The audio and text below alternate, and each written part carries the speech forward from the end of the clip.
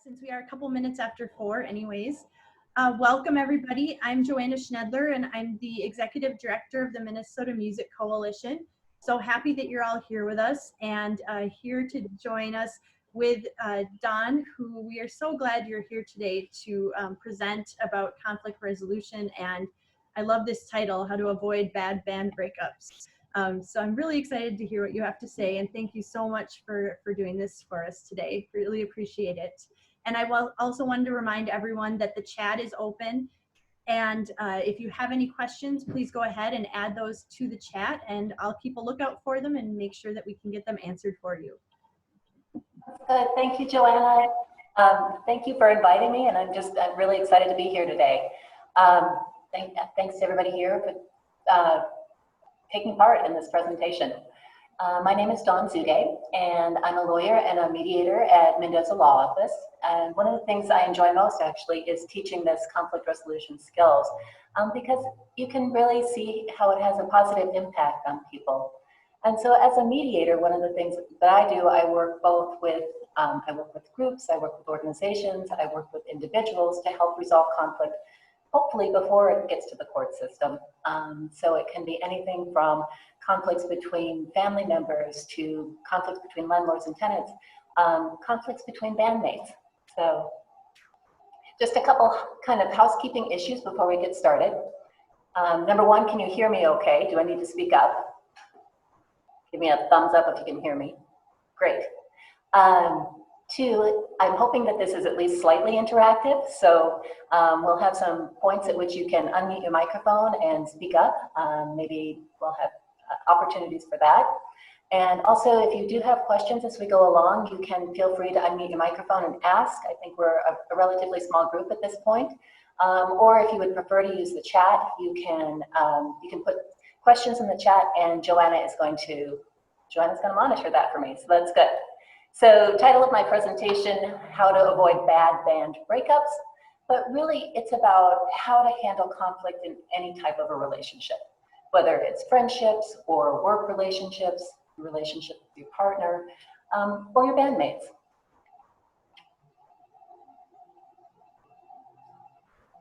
So here's where we're going today. I'm going to talk a little bit about conflict, give a basic definition, and check in with you about your attitudes around conflict. And then we're going to talk about the causes of conflict, and I'm going to focus on two that are kind of those underlying causes. They sit underneath the water, if you can imagine an iceberg. We've got differences in perception, and perceived threats to our identity are often big aspects of conflict that we don't recognize are there. And then we'll talk about some conflict resolution techniques. I'm going to focus in particular on doing some breath work, and even though it's not yoga. And we're also going to talk quite a bit about listening. Then I'll tell you a little bit more about mediation at the end, what it is for those of you who aren't familiar with it, and when to use it. And I think we have a cat that's joined us, so that's excellent. I like that.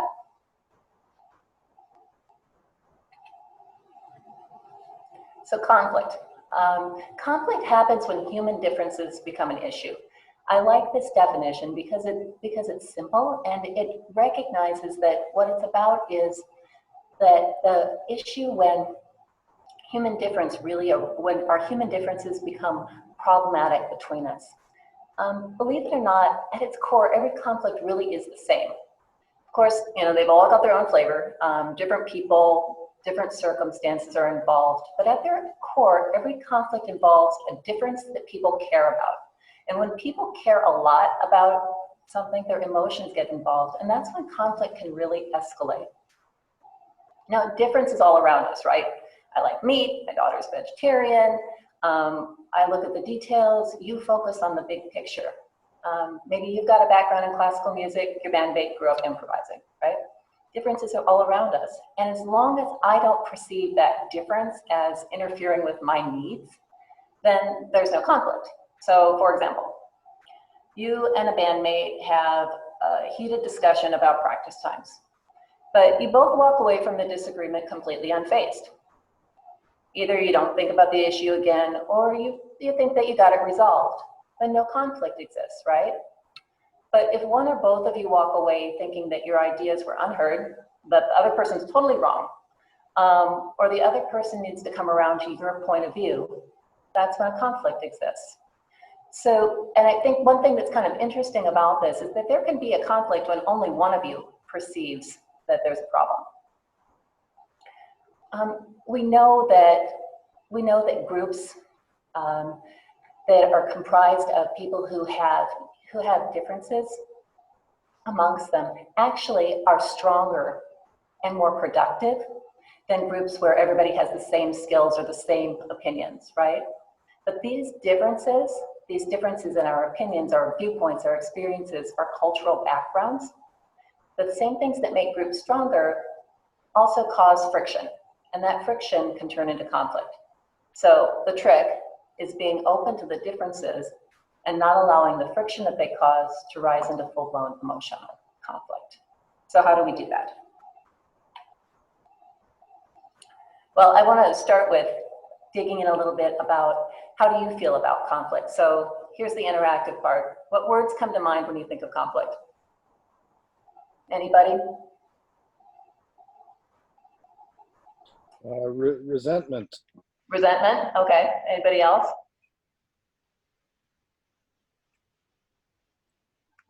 Pride. Pride. We have one in the comments that says arguing. Arguing, yeah, that's another good one. Holding grudges. Holding grudges. Oh. So, as we've heard here, most people have negative associations with conflict, but I'm hoping to change your mind about that a little bit. Believe it or not, conflict isn't really good or bad. It just is. Just like there's difference all around us, there is conflict all around us. It's part of our human existence. So conflict itself isn't the problem. It's how conflict gets handled. And it can be handled constructively, right, in a way that, if you think of conflict as a fire, in a way that dampens the fire, puts out the fire, or it can be handled destructively, in a way that fans the flames. And we have a choice in how we handle conflict. It doesn't always feel like that at the time, but we do. So raise your hand or speak up if you've had a conflict handled poorly. All right. What was the result of that? I'll go Joanna and then Mike. I've got some other people out there. I can't see their hands. Well, I would say that it certainly broke down communication for, kind of moving into the future in communicating with that, that particular individual. Yeah, so it got in the way of your communication with each other. Other thoughts with poorly handled conflict? Yeah, I mean the thing I always notice is that when conflict is handled poorly and when it's resolved poorly, it can result in permanent damage to a relationship. It can result in the toxification of a relationship, and if that's in a business context, especially, that can mean that it costs you money and that it compromises your career. That it can anyway. Yeah, exactly. It can be absolutely destructive of relationships between people, and just as you said, it impacts your business too. It impacts your ability to work well together. So in group settings like bands or work teams, typical results of poorly handled conflict: the group loses focus on common goals. You might get caught up in arguing about who's contributing the most, whose ideas are being used, who's being left out, those kinds of things, instead of all working together towards whatever your single goal is. Winning eclipses all the other goals. We get insistent on being right about even the smallest of things. Our judgments get distorted. We get into that place of talking about always and never, right? She never listens. He's always late. They never show up, right? That always never kind of talk starts to happen. Our judgments get distorted. We don't see people in the same light that we did before. All the bad things start to be the things that are visible to us. All the little things that might not have bothered us before suddenly bother us a lot. Lack of cooperation. And then, people, they stop answering their phone calls. They stop texting, right? Those kinds of things. And loss of motivation. All of these are the result of poorly handled conflict. So if you've had a conflict handled well, anybody had one handled well? All right, Joanna. Well, I'm trying to think.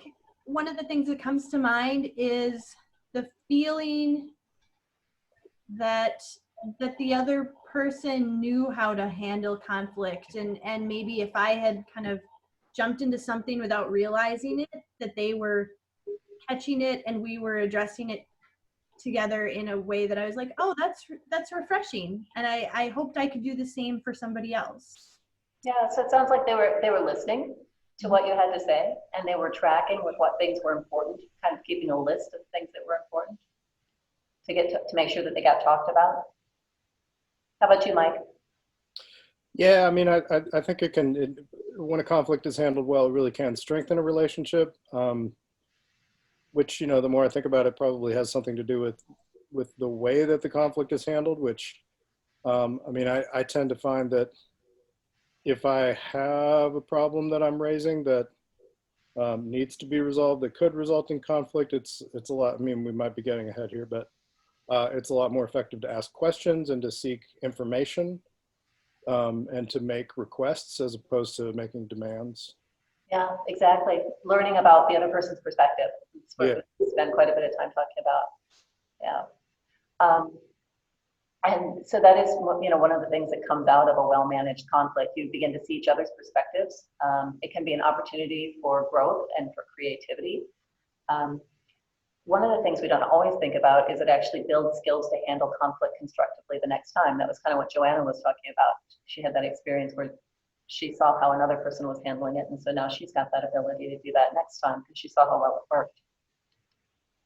So studies of organizational behavior show that conflict can actually benefit group performance, and that groups that are completely harmonious and cooperative all the time are actually prone to becoming static and non-responsive to change and innovation. You get susceptible to that groupthink, right? Everybody's just kind of going along doing the same thing. You lose that creative edge. So high energy, task focus, group cohesiveness, these are all things, discussion of the issues. And that can be a hard thing to do, right? Being able to respectfully discuss the differences that people have, the different ideas that people have. So even though conflict, like friction, is generally not comfortable for anyone, it's easier to manage it if you recognize that it's an inevitable part of being human, right? And it can actually be beneficial. So I'm going to spend just a minute more talking about conflict theory, because when we understand how it works, we can logically think about how to manage it rather than just reacting to it. So there are a lot of different models out there. You can get whole PhDs, right, in conflict theory. But one I like particularly well is by a professor at Creighton University called Bernie Mayer. And it breaks conflict down into 3 different dimensions. So there's conflict at the cognitive level, how we perceive what's happening. There's conflict at the emotional level, how we feel about what happened. And then there's the behavioral level of conflict, the action that we take.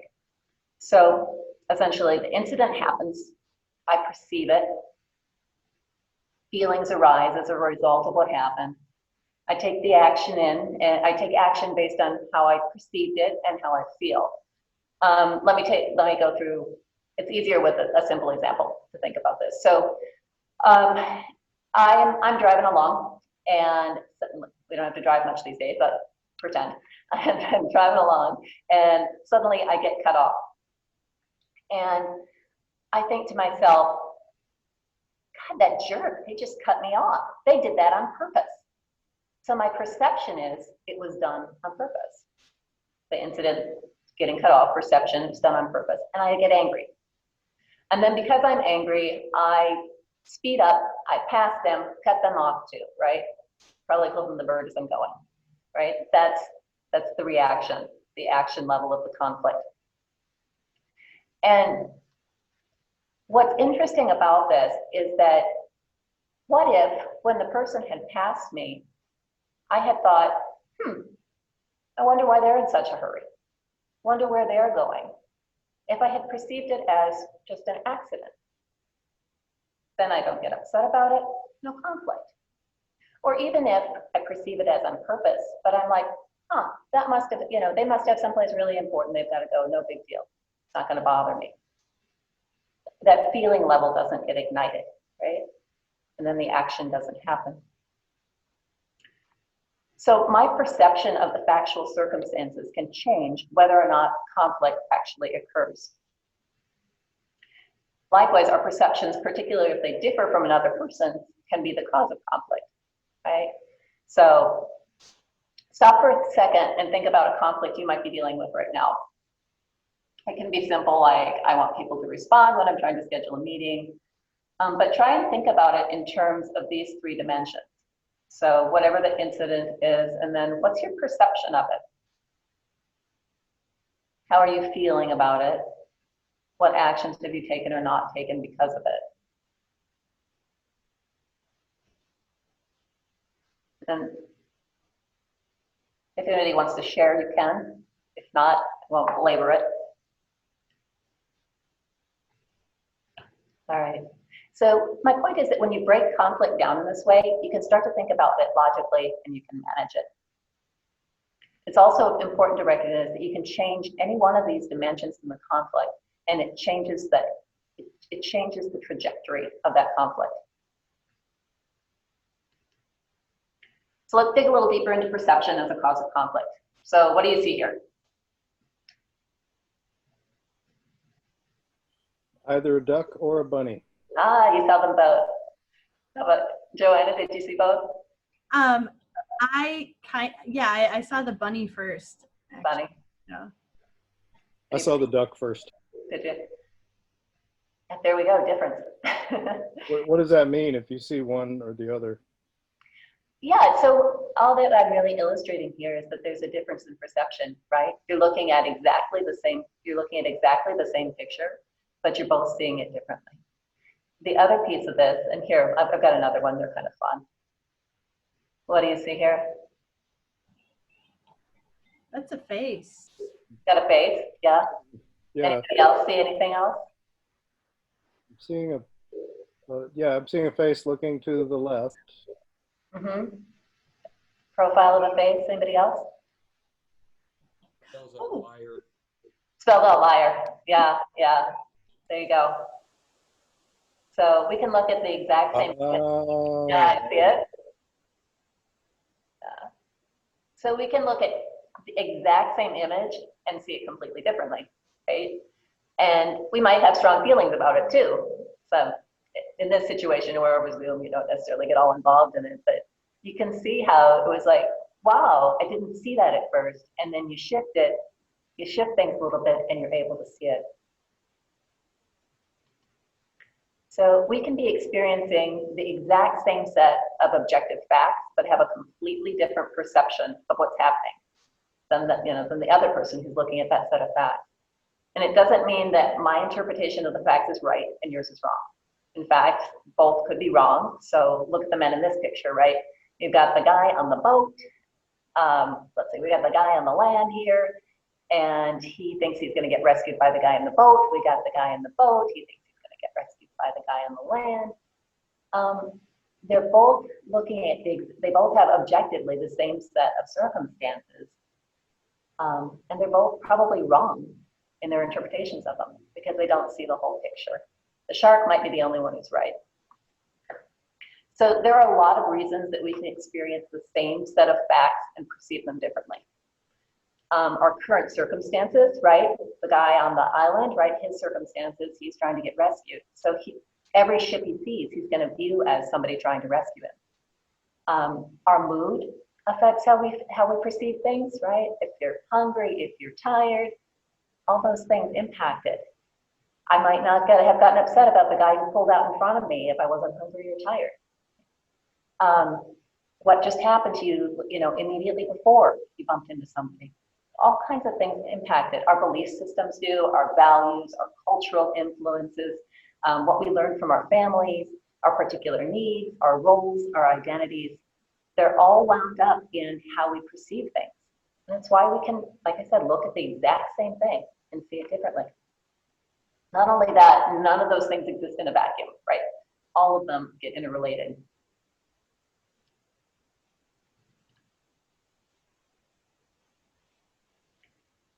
So not in conflict, everyone perceives their perspective is true. And it can be really challenging to see the other person's perspective, especially if you've gotten triggered, right? If your emotions are involved, much less to see the entire picture. And the deeper that we get entrenched in the conflict, the harder it becomes to see the other person's perspectives.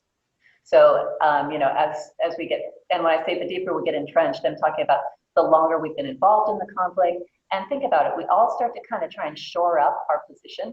We reach out to our friends, we start to get supported, we start to build alliances. That all gets in the way of being able to see the other person's perspective and just recognizing, hey, there might be another way to look at this. And part of the reason that we believe our perception to be true is that our conclusions often reflect our own self-interest.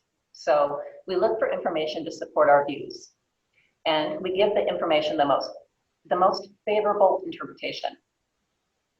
So there's a professor at Harvard Business School, and he demonstrated this phenomenon. So what he did was he had two teams, and he asked them to value a building as objectively as they possibly could.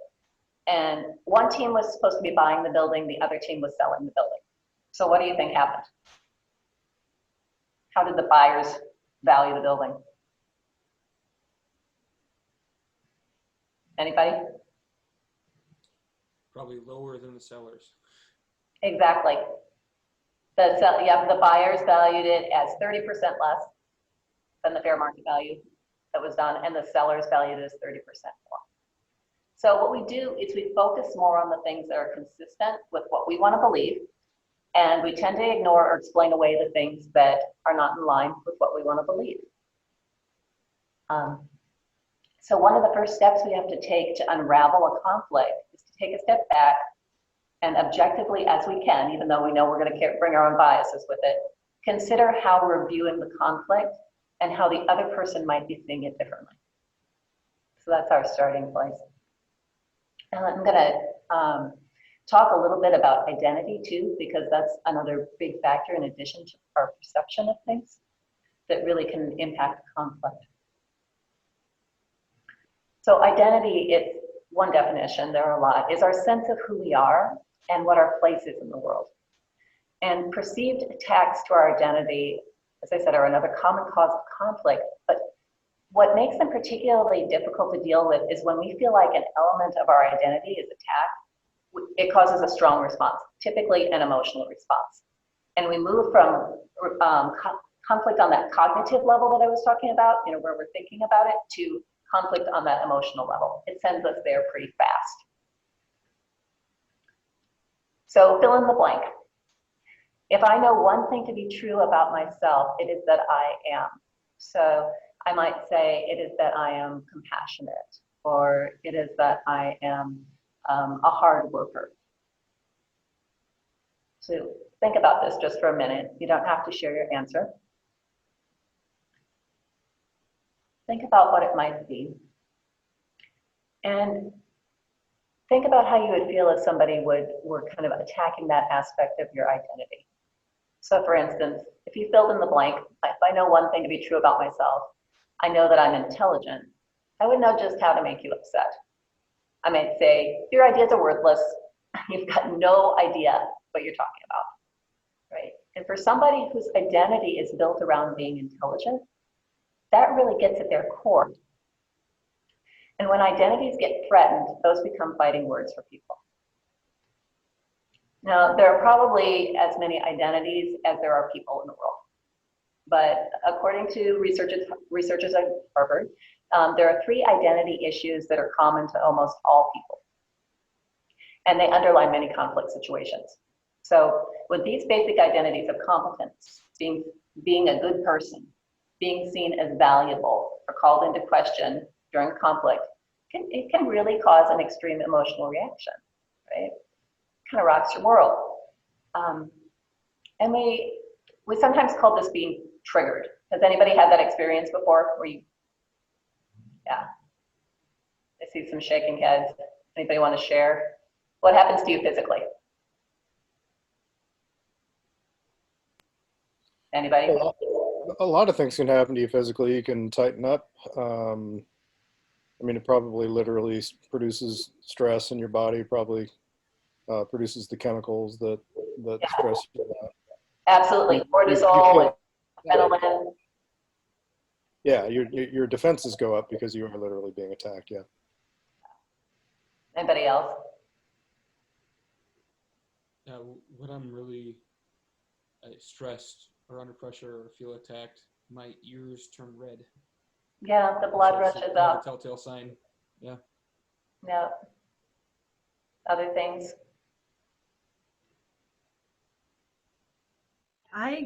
For me, if it really rises up quickly, it's kind of the room spins a little. I get discombobulated. Yeah, you're getting a blood pressure change. Yeah. My heart beats faster, gets sweaty. All those things start to happen. So has anybody heard the term amygdala hijack before? Maybe, yeah. So and I won't go too much into the brain science, but it's kind of cool. There's this amygdala, this tiny almond-shaped part of our brain, and among other things, it acts like a smoke detector. And so when threats happen, it short circuits the thinking, creative, reflective part of our brain that can do things like think about somebody else's perspective. It short circuits that, and it sends signals directly to that emotional part of our brain that takes care of us when there are threats. It puts us into that fight or flight reflex, or yeah, fight, flight, or freeze. We don't often hear people talk about freeze, and just like you were talking about, we get flooded with all those hormones in preparation to fight, flight, freeze. It puts us on the defensive. And what's interesting about defensiveness is that literally when we're on the defensive, we can't hear the other person. So what happens is that when our heartbeat gets above 100 beats per minute, and in a conflict situation, they've measured it gets like to 165 beats per minute, we literally can't hear the other person, and we can't be present for what they're saying to us. Not only that, it impacts our memory. So our memory becomes untrustworthy. Have you ever been like in a fight with your partner or a friend and you literally can't remember a single positive thing about them, right? They're suddenly the worst person in the world. It's like your brain just kind of drops the memory function altogether, and when your memory is compromised like this, you really you can't recall anything in the past that was good or that might help you to calm down. Instead, you're kind of filled with that flashing red light, alert, danger.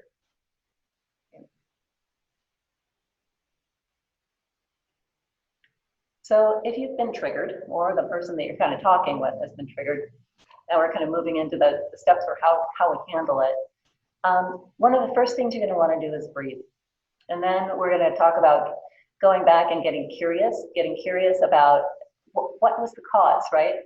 And thinking about the other person's perspective. And then at that point, you're ready to listen to the other person. So those are the steps. And it's easy to talk about them like this, but when you're in the moment, way harder. So when you start to get those thoughts about why the heck did they do that? How can she be so stupid, right? And you feel your breathing get more shallow, all those things we were just talking about, your ears get red, whatever it is. Stop a second, recognize you're having those feelings, and give yourself a cooling off period.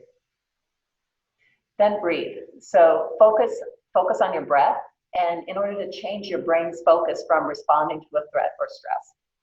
So I'm just looking at the time here. It's a good thing to do on an afternoon. I'm going to have you practice breathing just for a minute. So take a minute, sit comfortably, and close your eyes if you want to. And I'm going to have you take take a deep breath in for the count of 4, and then hold it for 4, and then let the breath go. Okay, so here we go. Get comfortable. Take a deep breath in, and hold for 4, and let it out. And try one more time. Big deep breath in and hold for 4. And release. And why this works is because our breathing is part of our anatomic nerve, is part of our ANS, autonomic nervous system. So it's something that happens automatically, but it's also something that we're able to control, right? Our heartbeat is also part of our ANS, right? But we can't really stop our heart beating, at least most of us can't. But breath we can. So that's what allows us to connect our body and our breath, connects our body when it's in panic mode back to our brain again. And so this is just a simple exercise that you can use. And unless you think, you're thinking, oh my God, that's just getting way out there. This is actually something that the military uses as well. They call it 4-6-8 breathing. It's used also for other kinds of training. Police officers actually get trained with this too. And of course, it comes out of the world of yoga and meditation. But it can be a really excellent way to just bring yourself back to that place of calm.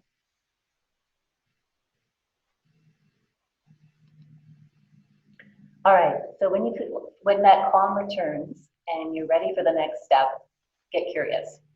This simply involves going from thinking, why did they cut me off, to I wonder why they cut me off. Right? I wonder where they're going in such a hurry. I wonder why they made so many changes to the lyrics of my song, whatever it is, right? In this step, you're re-engaging that curious, creative, thoughtful part of your brain by asking questions. And you could just stop here, right? If the situation's not important to you and you can let it go, you've relaxed, you've thought about it a little bit from the other person's perspective, you can let it go. In our example of the car that cuts us off, once you slow down your physical responses and by breathing and re-engaging your thinking brain, you can simply move on and there is no conflict, right? Conflict's avoided. Because sometimes it's the right thing just to walk away and let it go. But if there's an ongoing relationship or the subject matter is important to you, you're going to need to take the next step and try and resolve the conflict. You'll need to ask your questions to the other person and listen to their responses. And for many people, that's the hard part, because you're no longer just taking like a passive, constructive step toward resolving the dispute. You're having to actively make an effort to resolve the situation. And particularly sometimes in Minnesota, in our culture, that's a hard thing to do. So if you've made the decision that you need to engage the other person in order to resolve the situation, or you're in a situation where the other person is also triggered, the next step is listening. So staying curious and listening to the other person is not always an easy thing to do, particularly because we've got our own story to tell, right? We can't wait to get it out there. And also because we believe our perspectives are right? And we've done a lot to bolster our perspectives. One way to overcome this is to adopt what I call the yes and motto. So under this approach, it's kind of like, I think they use it in theater, right? Yes and.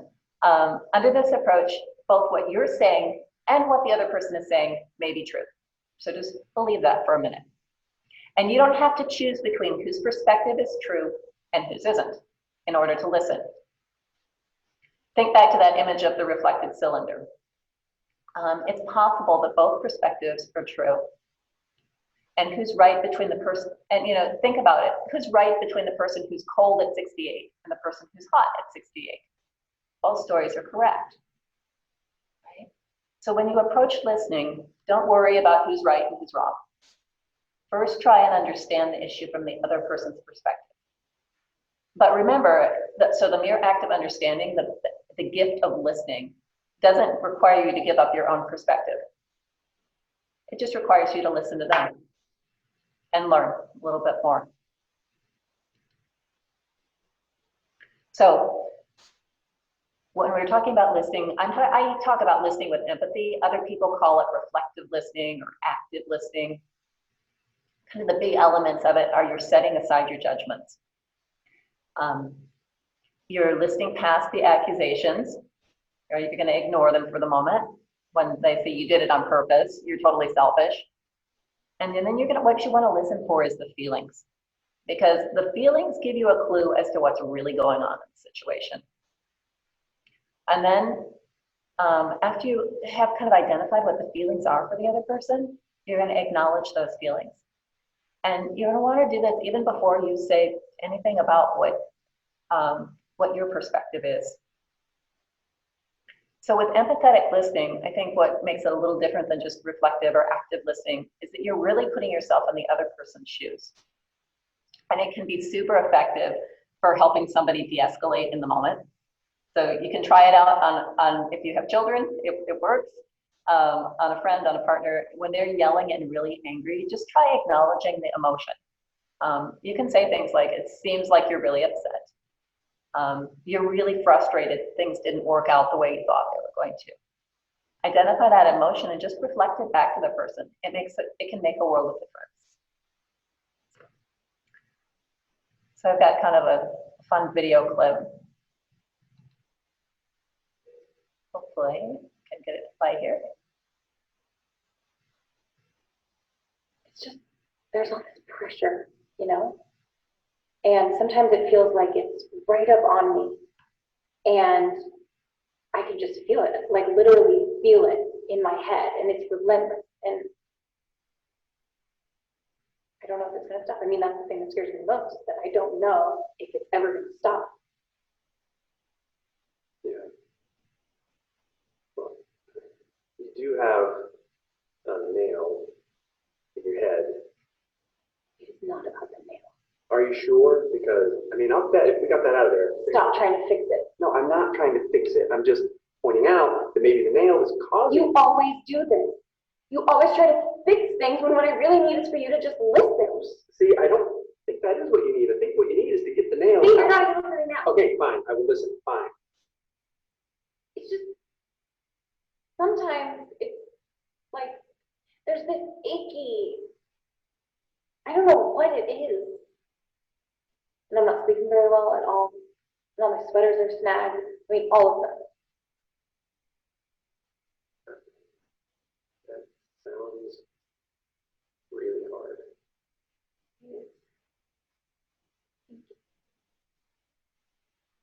Ow! Come on. If you would just Don't. try to do things my way. Go ahead. All right. So what did she need? What was she looking for? She needed him to listen to her. Yeah. Yeah. So, you know, this obviously exaggerates this. It obviously exaggerates the situation, but oftentimes that's all people really are looking for, is just to be heard, right? They don't want you to fix the problem. They're not ready to hear your perspective about it. They're just not there yet. And what they need before they can start solving the problem, before they can even get to that point of let's figure out this conflict, is just to be listened to. And to be listened to in a way where you're actually, you know, acknowledging what's happening for them. Did you see, so there was a shift. What did he do that caused the shift?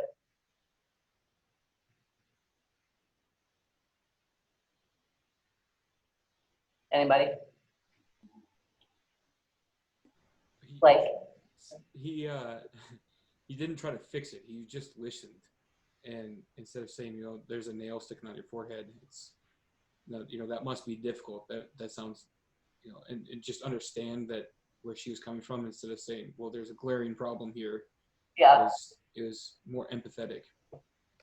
yeah, just that it must be difficult. Totally shifted what was happening there. So give it a try.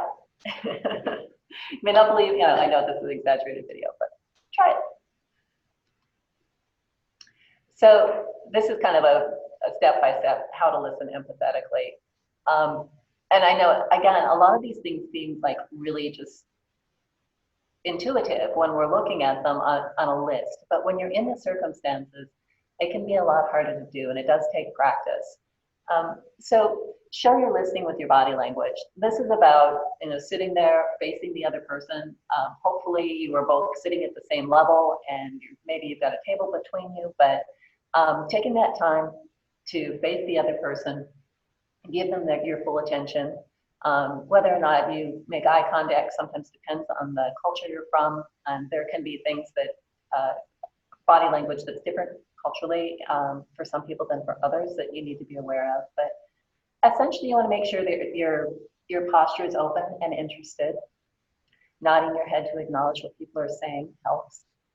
I was working with an employer-employee situation, and anytime that the employer was giving feedback to the employee, they stood over them. So you don't want to be in that kind of a setting. So give your full attention. So what I'm talking about here is kind of turning off your internal monologue. So we all have it. It can, maybe our attention just fades because we're thinking about our grocery list or what we're going to do next, or more often than not, we're preparing our rebuttal, what we're going to say back to the other person is going on in our head. So you've got to turn off that internal monologue and give the person your full attention. Another thing that's helpful is providing verbal cues that you're listening and that encourage the speaker to continue.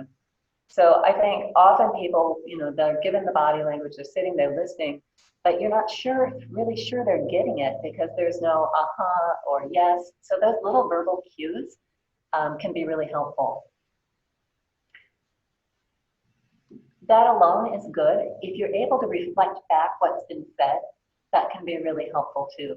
When I talked about looking for those feelings that people are expressing, or when the guy in the video, he acknowledges that must be really hard, that kind of reflection back can be like, what I'm hearing sounds like you're feeling. Those kinds of things go a long way. Paraphrasing or summarizing what's been said, again, good way to let people know that you've heard them. Another thing you can do is ask those clarifying questions. And you're doing two things with this. You're focusing on what the person's needs are, but you're also making sure that you understand what they're saying, because miscommunication is another huge area for causing conflict. We have different interpretations of what different words mean. Humans are notoriously poor verbal communicators. But this act of listening with empathy, it's going to allow the other person to de-escalate and calm their emotions. And it puts both of you in the place where you can begin having a conversation about the conflict. Looking at my time here. So if you do choose to respond in the moment after the other person's vented and you've listened, I've got some tips for helping that to be more of a productive conversation and less of a defensive conversation. So you're going to want to state your concern from your perspective. It's hard for me to be positive when, it's hard for me to express my opinions about X. This is the classic I statement that, when we all learn about these and make fun of them, right?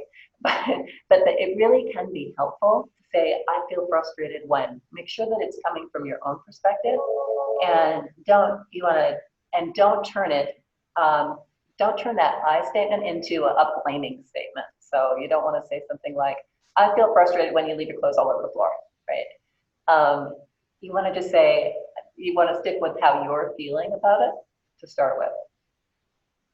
Focus on behaviors and events, not personalities. So you want to say things like, when this happens, or when you do, as opposed to, you're always late, you never, those kinds of things. Focus on particular behaviors and events rather than attacking the person. You're the worst, blah, blah, blah. Describe specific instances. So particular instances of what's happened, right? Again, don't speak in those generalities. You also want to avoid blaming and attacking. All of these, again, seem just normal when we're talking about them in this context. But when you're in that moment with the other person and the conflict is feeling kind of hot, it's hard to avoid the blaming and the attacking. But think about it in terms of, you're trying to encourage respect and understanding, right? And you're trying to gain information. If you think about it as trying to learn about their perspective, if you stay curious, you can avoid that blaming and attacking. The other thing, and this one's hard for me, is to stay focused and not get sidetracked into talking about other problems. Feels like when you start to talk about one problem, pretty soon you're moving on to the next thing, and it becomes this whole long litany, and you never get to that particular thing that was at the heart of, that's at the heart of it, or maybe is just the most important. Say less. So allow silence until the other person responds. So after you put out there what your concern is, wait. Let them respond. You might be surprised what you hear. Sometimes it's, depending on what your style is and how you approach resolving conflict, you may want to fill that space or keep the conversation going. But try and use that silence. Give them space. And of course, using empathetic listening skills like we were talking about. So any questions before I move into we covered a lot of ground. I'll ask one. So we have this list, and we're going to work on these points for the next time we have a conversation involving conflict. But perhaps the person we're talking to is not thinking about any of these things. Yeah. What are, and I guess then the answer maybe is double down on, these things. But I guess I'd be interested to hear your thoughts on, if that other person is a little bit more toxic or reactive or what have you. What do you do with that? Yeah, I think a couple of thoughts about that. One, do double down on the empathetic listening, right? And the learning what their perspective is and the reflecting it back.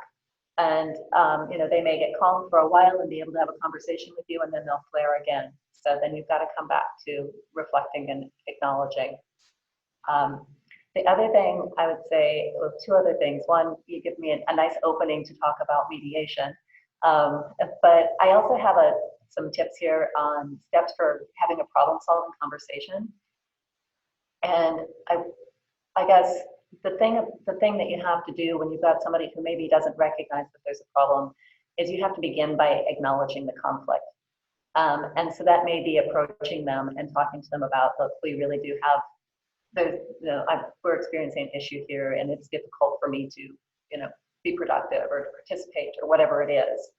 And then get them to agree on a time to talk about it. So you really do, it is very helpful to get that buy-in of, we're going to have, acknowledging a conflict exists, we're going to agree on a particular time to talk about it. Not only that, we're going to agree on a process for discussing the problem. And these steps are really, if you've got more major issues, right, as opposed to, it's just a momentary difference that's come up that you need to talk through. But if it's been around, if the conflict's been around for a long time, it's really getting difficult for people to work as a group, then you might want to think about having this kind of a problem-solving conversation. So you're going to go through all the steps of agreeing on a time to talk, agreeing on a process for discussing the problem, and this might look like each of you having an opportunity to talk without interruption. Right? And each of you promising that you're going to listen to the other person. Or that you're each going to get that time to talk uninterrupted, you're going to listen to the other person, and you're going to make a list of priorities about what are the most important that you agree on, or what are the most important things we've got to talk about. Again, the listening with empathy, clarifying, second here, skipped ahead. Clarifying perspectives, prioritizing your areas, like prioritizing the areas of the conflict, and then actually brainstorming solutions. I think what's really important about this is that you're engaging both people in coming up with a solution. And I think that goes to your question, Joanna, earlier, about what do you do with somebody who isn't approaching conflict in the same way that you are. If you can get them engaged in trying to resolve it, they're going to buy into the solution much more than if they're not engaged with it. And then ultimately to agree on a plan for how you're going to move forward and how you're going to follow through on whatever course of action you've set up. So this may feel a little daunting. Perhaps the emotions are too high, or you've got multiple complex issues. There are a lot of people involved. So that's when I would say working with a mediator can be helpful. So mediation, it's a confidential process, it's voluntary, low threat, And it's a dispute resolution option. It's for individuals, organizations, businesses. The mediator is a neutral person, and they help to facilitate the conversation between the participants. So they're helping them to reach a solution that's going to work well for everyone. I think that's one of the things that's a little bit different between that and going to court, is that you're actively working together towards a solution that's hopefully going to meet some of everyone's needs. And at the mediation, the mediator creates an environment where everyone has an opportunity to be heard and to listen to each other. And hopefully you're moving from conflict to understanding and resolution. So if you've got a dispute with an outside entity, whether it's a booking agency or a venue or your landlord, mediation can be helpful as a dispute resolution process. Why it works, just some of the things I was talking about before, because it's voluntary. Both people have to be willing to participate, to give it a try. It also works well because it requires you to slow down and address the conflict. You can't just keep walking away from it. And it also gives everybody that opportunity to speak and to listen to each other. And the mediator makes sure that that can happen.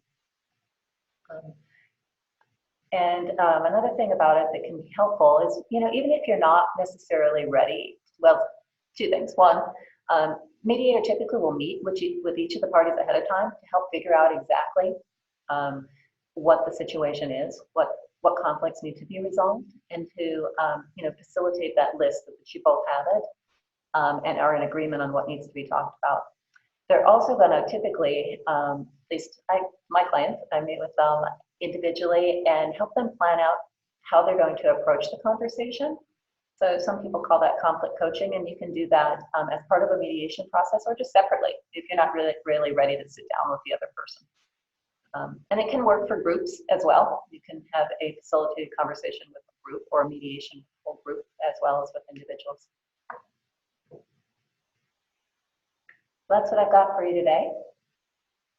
Any questions?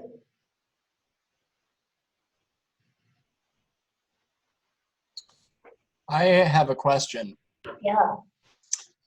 So I've had some personal experiences with people, bandmates and things in the past where conflict is just this thing that, it's so inherently bad that addressing it is a problem. And, we'd rather just sweep it under the rug and cross our fingers and hope that it just kind of goes away.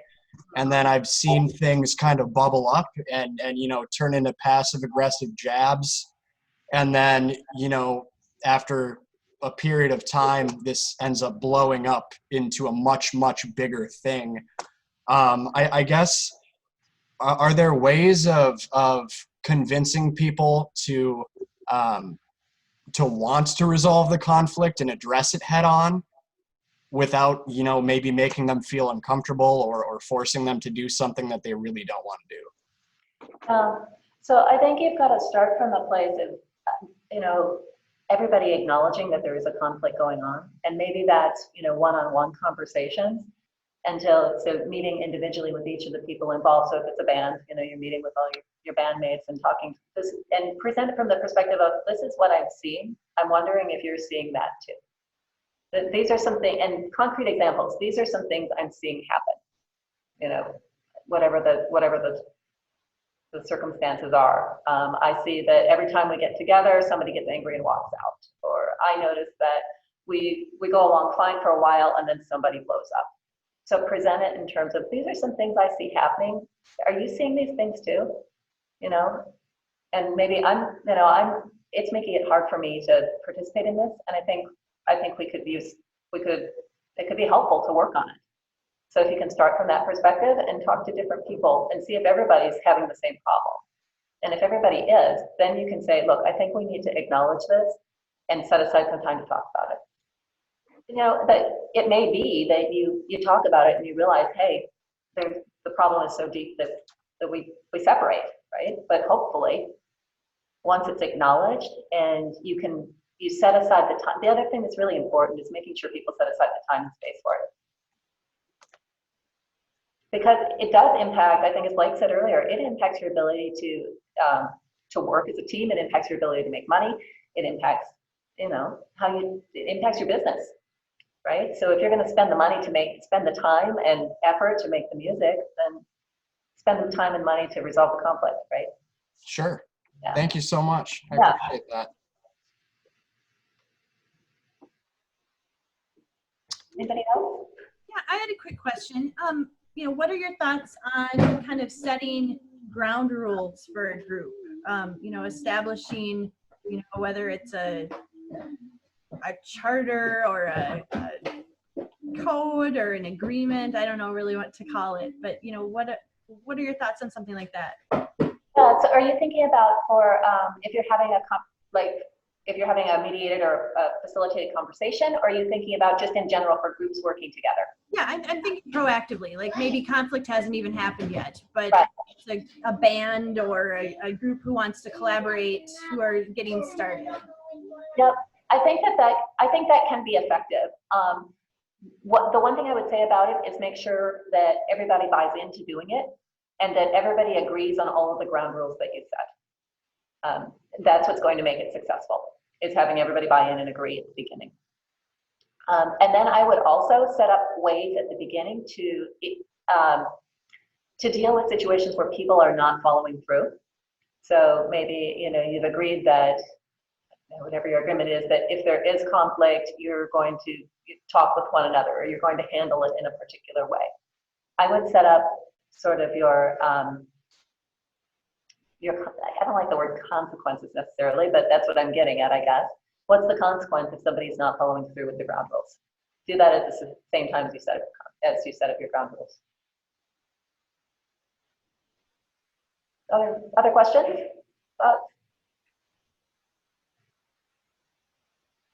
No, just a comment, and I apologize that I think my internet connection is really bad, but I can hear you. I think you're right, because it's kind of like setting up terms of service as a company, because I tend to find that the whatever ground rules you set up can usually be it kind of makes sense to say, like, okay, what's every nightmare scenario we could possibly encounter, and codify your rules according to that. Like, here's how do we prevent A, B, C, and D from happening, and oftentimes that can structure your your ground rules moving forward. So. Yeah, I think that's a good idea, and I would say, and recognize that people are human, and they have and that we have many differences, and that there's going to be conflict, even if we do the best we can to set ourselves up for success at the beginning. So one of the things to do is, when you're setting yourself up at the beginning, is maybe you include in your ground rules how we're going to handle it when things do go wrong. Yeah. We all agree that we're going to hire a mediator, or we all agree that we're going to sit down for an afternoon and talk, or and just like in a terms of service agreement, right, or any kind of a contract that you would do, you can build in having mediation happen. You can build in just like you say, the other the breaching party has to pay for the attorney. You can say, if there's a breach, first we will try talking with one another. Next, we'll try mediation. Next, our last ditch is suing each other, right?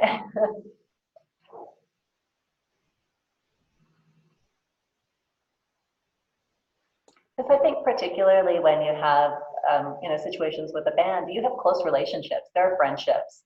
And often you want that relationship to continue. And so, talking with each other first is a really good option. I have one more question here. Sure.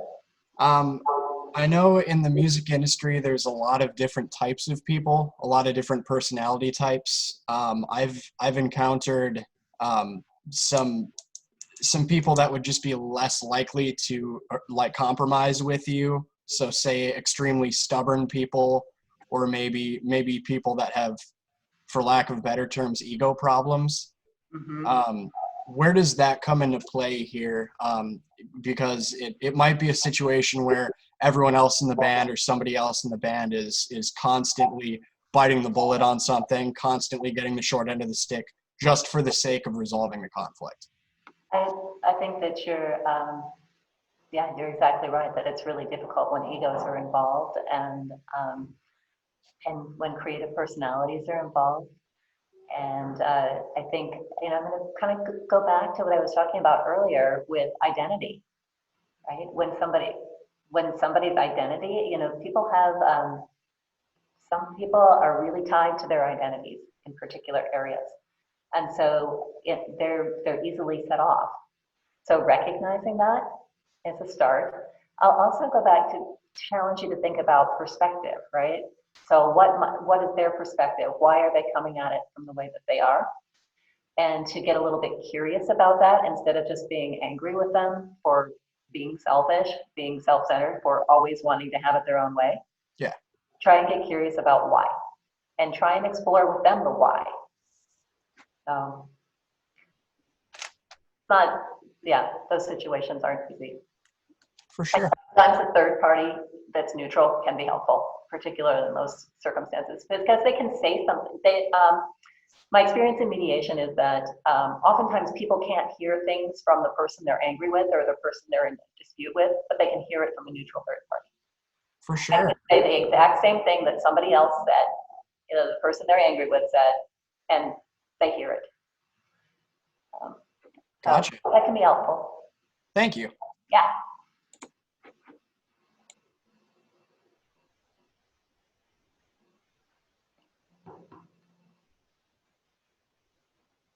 Any other questions? Otherwise, I see we're getting to the end of our time, Joanna, but I can stay on for a while if you'd like.